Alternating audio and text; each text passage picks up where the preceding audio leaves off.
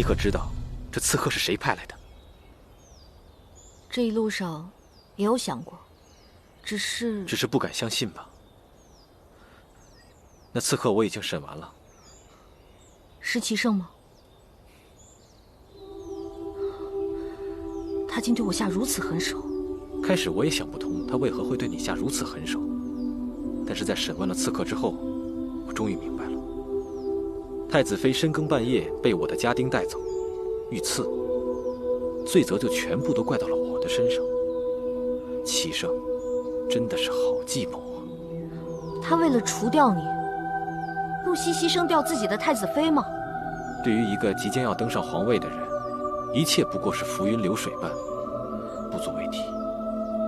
九王，我知道，你也是想得到皇位的人。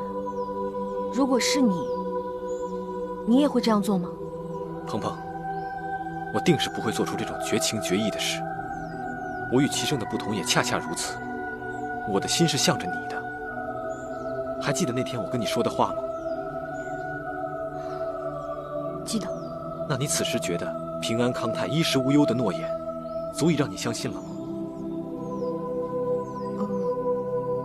此时此刻我受了如此大的刺激，还不能急着答复你。好，我不会急于要你的答案。我到底犯了什么错？齐胜会对我下如此狠手，还这么着急？